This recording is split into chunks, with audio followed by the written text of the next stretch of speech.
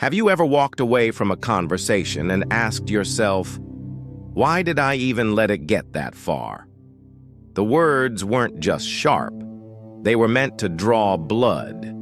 You didn't plan to argue, but somewhere between their tone and your instinct, something cracked. We often think strength means matching energy with energy.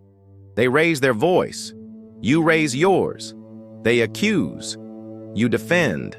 They twist your words, and you scramble to untangle them. But all that effort just leaves you exhausted. There's a quieter kind of power most people overlook. A power that doesn't shout, doesn't flinch, and doesn't need to win. It doesn't shrink back, but it doesn't rise to the bait either. It listens, it sees through, and it chooses not to dance in someone else's chaos. Today, I want to show you that kind of strength. 6 ways to speak like a Stoic, calm, unshaken, even when someone's trying to push every button you have. Because sometimes the most powerful answer is grace. Under pressure. Let's begin. Some of the most uncomfortable conversations don't start with shouting.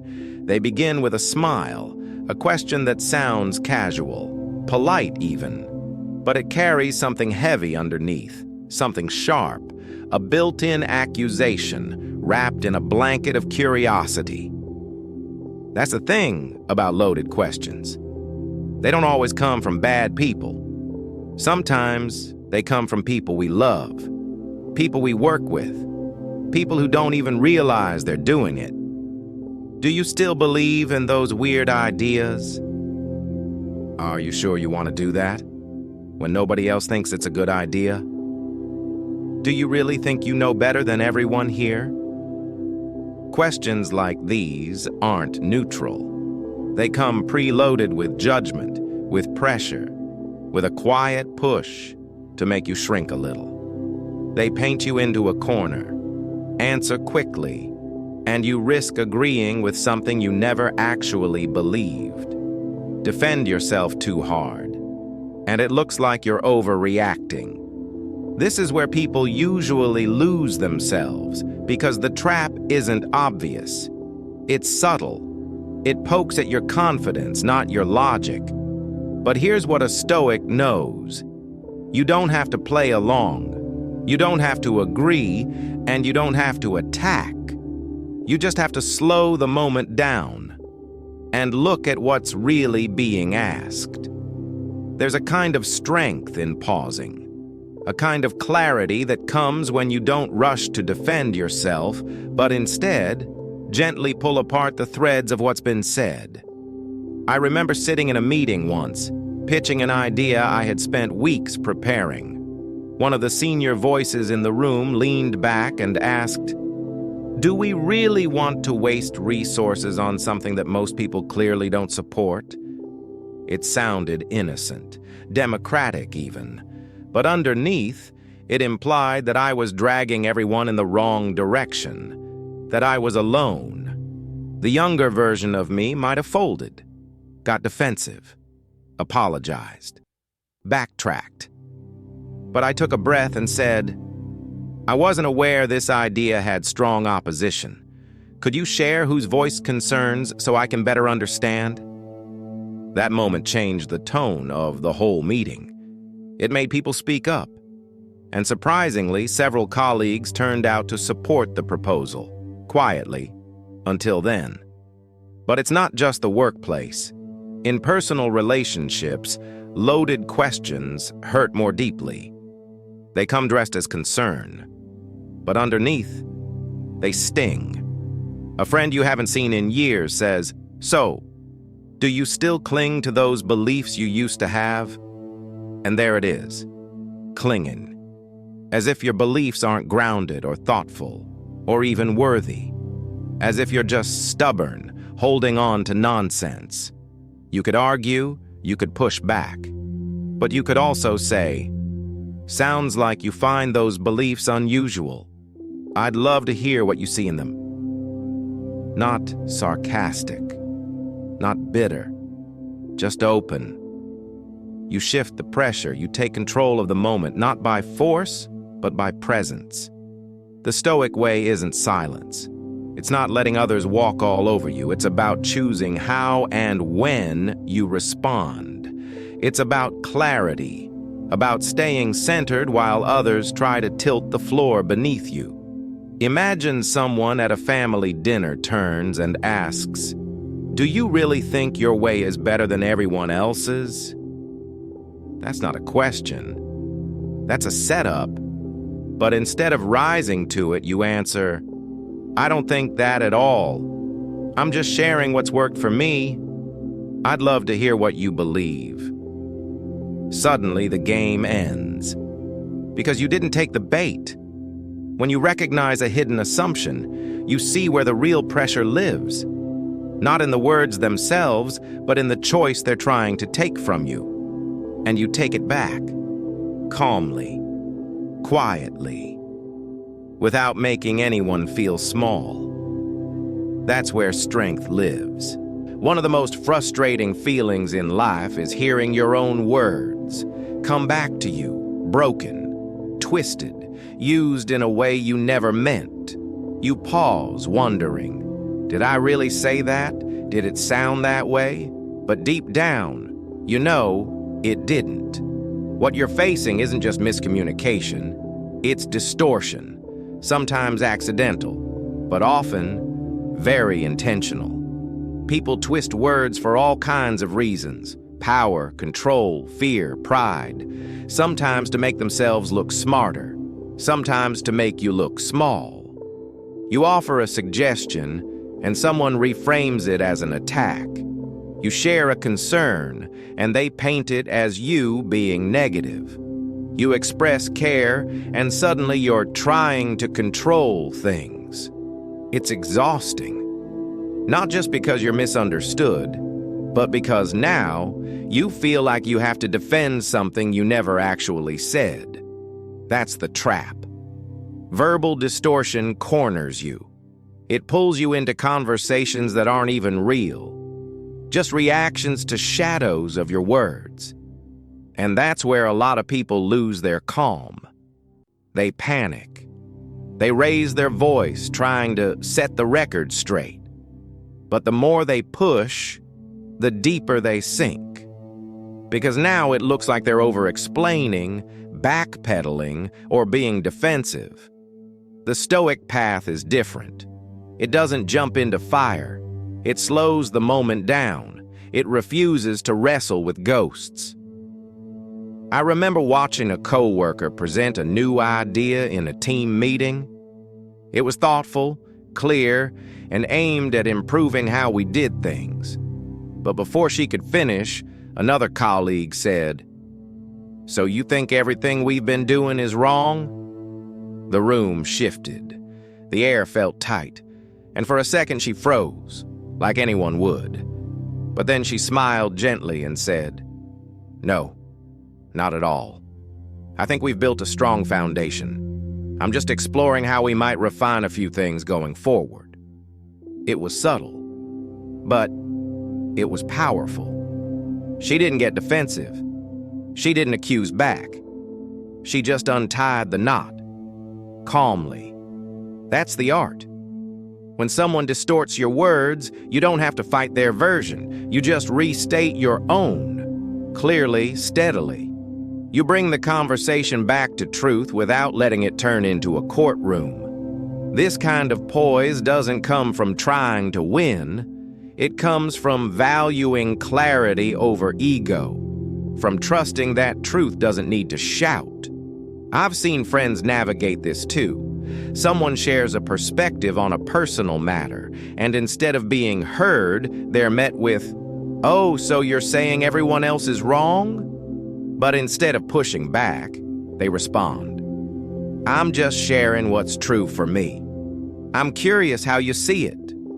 No anger, no defensiveness, just stillness and an invitation. Because when you refuse to dance with distortion, you shift the rhythm of the whole room. And it works the other way too. We all, at some point, have twisted someone's words, Maybe not out of cruelty, but out of habit or emotion. The Stoic inside us needs to catch that too. To ask, am I hearing what they're really saying, or am I reacting to how it makes me feel? Distortion isn't just a tactic used against us. It's a fog we can walk into ourselves if we're not paying attention. The Stoic doesn't just correct others. He examines his own lens, cleanses the glass, listens with care. Because clarity, true clarity, is a shared act. And when clarity leads the way, the tension fades. You no longer need to prove you're right. You simply need to stand in what you meant. Let the fog swirl around you if it wants, but stay rooted in what you know is real. That's not passivity. That's quiet power. Some questions don't look like pressure. They look like interest. Like someone's just making conversation, but you can feel it, tight in your chest, rising in your throat. A strange tension that doesn't match the tone. It's not the question itself. It's what's buried inside it. The expectation, the trap, the subtle suggestion that there's only one right answer, and it better not be yours. Don't you think you're spending a bit too much time on that? Are you really making the best choice for your future? Is that how someone your age should be living? These aren't questions. They're judgments disguised as curiosity. And the moment you answer, you're already defending yourself. Even if you're right, you're on the back foot. And somehow, they're in control. That's the storm. A flood of words with one goal, to shake your footing, to make you prove something you never needed to justify. Most people answer too fast. They want to sound confident or prove they're not insecure. So they respond quickly, sometimes too quickly, and end up agreeing with things they don't believe just to escape the discomfort. But the Stoic doesn't rush. He doesn't treat every question like a demand. He knows just because someone asks doesn't mean you owe them an answer. And if you do answer, it better be on your own terms. I once sat at a family gathering when someone leaned over and said, "So, do you really think reading all those books is how life should be lived?" There was a smile behind it, but the tone wasn't warm. It was probing, not asking for my truth, asking for me to feel small. The younger me might have argued, or listed the benefits of reading one by one. But I've learned something now. So I looked back and said, we all find meaning in different ways. For me, books are where I listen best. What gives you that same feeling? That shifted everything. No need to defend, no need to explain, just redirecting the moment without losing myself. Because not every question deserves an answer, and the ones that do, they deserve presence, stillness, truth. You're not being difficult by taking your time. You're being deliberate. You're choosing to protect your energy instead of reacting on command. And here's something else. Sometimes questions are framed to limit you, like false choices. Do you want this or that? Would you rather fail fast or succeed slowly? And you feel boxed in, as if there are only two doors. But the Stoic knows.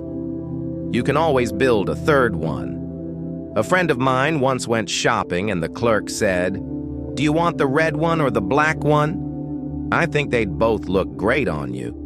It sounded like a compliment, but it was really a setup to push her into buying.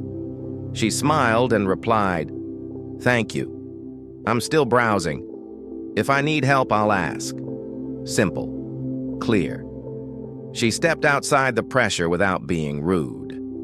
That's grace. The same applies in bigger moments, too. When someone asks, "Don't you think spending that much time on your hobby is wasteful?" You don't need to prove its worth. You can say, "I think what we love makes us better. It's how I recharge." What gives you that feeling? See the pattern? You turn the lens. You give their question back, not as an attack, but as a mirror. You're not avoiding, you're inviting. Inviting a deeper kind of conversation where both of you can show up fully, not just argue points. And when questions come fast and sharp, like darts thrown in a rush, you don't have to catch everyone. You don't have to dodge either. You just let them pass. Then respond only when it's real, when it's right, when it's yours. That's how you weather the storm. Not by out-talking it, but by refusing to be swept up in it. You don't have to scream to be misunderstood. Sometimes you can speak softly, with care, and still find your words reshaped by someone else's fears. They take one sentence, stretch it into something bigger, darker, heavier. They build a version of your idea that's easier to attack. That's what a straw man is. Not a real conversation, just a cheap target someone sets on fire so they can say they won. But you didn't say that. You didn't mean that.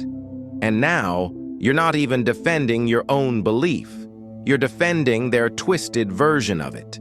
It's one of the fastest ways a discussion becomes an argument, and one of the quickest ways respect disappears. We've all seen it happen. Someone says, "I think this could be done better." And the reply is, "So you're saying everyone else is incompetent?" Number. That's not what they said. But now, the focus has shifted. It's not about the idea anymore. It's about defending dignity. That's where things go wrong. Not because people disagree, but because they stop listening. The Stoic doesn't play that game.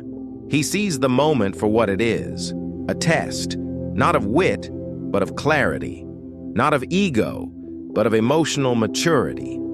Because real strength isn't twisting someone's words to win a point. It's honoring what they actually meant, even if you still disagree. I once sat in a book club discussion. Someone shared a thoughtful opinion. I feel like the main character was selfish in some ways. She didn't really consider how her actions affected others. Before they could explain further, another person cut in. "So you think she's just a bad person who doesn't deserve any sympathy?" And there it was. A straw man, built, burned, and used to silence the original thought. But the person didn't take the bait. They paused, looked around the room, and replied, "No, I don't think she's all bad. I just noticed some patterns in her behavior that felt selfish to me. But I'm curious, how did you see her?" That changed the air. Because instead of fighting distortion with more distortion, they returned to truth, to calm, to curiosity. And that's what a Stoic does. He doesn't exaggerate someone's words to make his argument look better. He listens, fully, generously, even when the other person doesn't return the favor. Because here's the truth. You don't have to agree with someone to respect their honesty. But you do have to stop twisting their meaning if you want real dialogue. In families, this kind of misrepresentation shows up all the time. A loved one says, "I wish you'd call a little more often." And it gets heard as, "So you think I'm a terrible child?" That's not just unfair, it's harmful. It creates distance, not connection. And often the person who built the straw man walks away feeling like they're the victim. Stoicism reminds us, truth doesn't need armor. It needs space. It needs patience. It needs someone strong enough to hold it without trying to reshape it. Even when you're the one being misunderstood, you still have a choice. You can lash out. You can match their distortion with your own.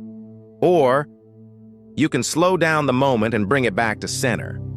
You can say, "That's not what I meant, but I understand why it might have come across that way." Let me try again. You don't lose anything by doing that. In fact, you gain something rare: trust.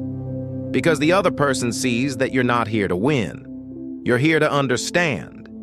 And that's where real change begins. I've had conversations where someone accused me of thinking I was better than everyone else, just because I made a different choice. But instead of arguing, I asked, "Is there something I said that made you feel that way?" That one question changed everything. It invited honesty. It disarmed defensiveness. And in that space, something softer could grow. Because behind most straw man arguments is hurt, or fear, or a desperate need to feel seen. And if you can look past the distortion, past the noise, and meet the person, not the performance, you give the conversation a chance to heal itself. That's not weakness. That's wisdom. Sometimes, when words fail to reach someone, an image can carry what logic can't. Not a chart, not a diagram, but a picture made of feeling. Something they can see in their mind, not just hear from your mouth. That's the quiet magic of metaphor. It's not about being poetic or clever. It's about bridging a gap that plain words can't always cross, especially when someone is hurt, especially when someone is angry. Because anger doesn't listen to facts. It doesn't care about bullet points or proof. It listens only when it feels safe. And metaphor, gentle, human, grounded, creates that safety. I once witnessed a father yelling at his son in a park. The boy had spilled water, nothing serious. But the father was already tired, already stretched, and his words were too sharp for the moment. I approached quietly, not to shame him, not to judge, just to offer something softer. I said, "You know, anger is like a pond after a storm. If you keep stirring it, you'll never see clearly. But if you wait, it settles, and suddenly, everything is visible again." He didn't say anything for a few seconds. Then he sighed, deeply, sat down beside his son, and started speaking with a different tone. I didn't tell him he was wrong. I didn't correct him. I just painted a picture and let him walk into it. That's the power of visual language. It bypasses the armor, because when people feel attacked, they shut down. But when they feel invited, they open. You're not forcing them to agree. You're showing them a door, and they get to choose whether or not to walk through it. This isn't manipulation. It's compassion through clarity. It's choosing kindness over dominance. Imagine a conversation where someone's angry, really angry, about something they can't control. You could argue. You could quote data. Or you could say, "Your anger is like fire. It can burn down a house or light the way forward. Depends how it's held." Now you've given them a choice. Not just a reaction, but a reflection. Metaphors create mirrors. They don't point fingers. They hold up a scene and say, "Does this feel familiar to you?" And the best part? The other person doesn't feel cornered. They feel seen, because you didn't tell them what to do. You helped them see what they were already feeling more clearly. Stoic wisdom lives here, not in debates, but in these subtle shifts, in using language not to dominate, but to connect. And metaphor is how ancient teachers passed down truth, without force. They didn't say, "Control your anger." They said, "A fire untended burns the forest." And somehow, that lands deeper. It stays longer. When someone misinterprets your intentions and the moment feels tense, you could say, "You know, our words are like water. If they're murky, it's hard to drink from them. But if they're clear, they nourish." That doesn't shame. That invites care. Or maybe someone's stuck in blame. criticizing the world, resenting others. You might say, blame is like standing in a locked room holding the key. The door only opens when you realize it's not about who caused the lock, but who holds it now. These are not answers. They're seeds. You don't need to see them grow. You just need to plant with sincerity. Because every person is carrying something invisible, and most of us don't want advice, we want resonance. We want to feel understood without being exposed. And that's what metaphor does so well. It allows both people to remain whole. No one's diminished, no one's defeated, only softened. So next time you feel the tension rise, or you see someone drowning in their own frustration, ask yourself, what picture might help them breathe again? What image might say what words can't? Because often the most lasting clarity is painted, not spoken. It's easy to believe that every disagreement is a wall. You stand on your side, they stand on theirs, and between you, a great distance. A belief, a principle, a way of living that feels unbridgeable. But sometimes, if you listen closely, you'll notice something strange. They're not that far from you. Not really. In fact, they might already agree with you, just in different words. That's one of the quiet truths of human connection. People fight not because their values are opposite, but because their expressions of those values are tangled in fear, pride, or old pain. You say, I care about protecting the environment. They respond, but this new policy makes things harder for families. And in that moment, it feels like conflict. But at the core, you both care about something sacred: home, future, survival. The Stoic doesn't argue surface. He listens deeper. He looks beneath the noise for the heartbeat of a value you both share. Because sometimes, the way out of a fight is not to win it. It's to show the other person that they were never your enemy. That what you're standing for, they were standing beside all along. I remember living in a new neighborhood. There was tension over a waste disposal system. Some thought it was inefficient. One neighbor stood up at a meeting and criticized the setup. It sounded like he was just complaining, but instead of pushing back, I listened. And I heard something beneath the frustration. So I said, sounds like we both care about keeping this place clean. Maybe we just see different paths to the same goal. He paused, then nodded. The whole room shifted. Not because I convinced him, but because I recognized the thread connecting us. I pulled on it gently, and it held. That's what makes this technique so powerful. You're not outwitting someone. You're not manipulating. You're reminding them of who they are and how they already align with what matters. It doesn't always happen fast, but it happens. When a loved one resists an idea you believe in, you can say, is it possible that what you're concerned about comes from the same place in you that makes me care about this too? It's not confrontation, it's reflection. And reflection, when honest, is disarming. Because we don't fight hardest when we're right. We fight hardest when we feel unseen. When we feel like someone's misunderstanding what matters to us. So show them, gently, that you do understand. That you're not so different. That you're both trying to do good, just in different ways. This doesn't mean you have to agree on every detail. It just means you honor the place in them that wants to do what's right, even if they can't see it yet. A family member once told me, "You act like saving money is the only thing that matters."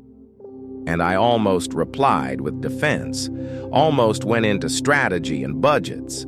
But instead I said, Maybe we're both just thinking about the future. You're just focused on how to enjoy it now. I'm thinking about how to sustain it later. The mood softened. No one won. But something important was no longer at war. That's what Stoicism teaches us. That empathy doesn't mean agreement. It means seeing. Seeing what someone's anger might be protecting. Seeing what their criticism might be hiding. Seeing what your silence might be saying.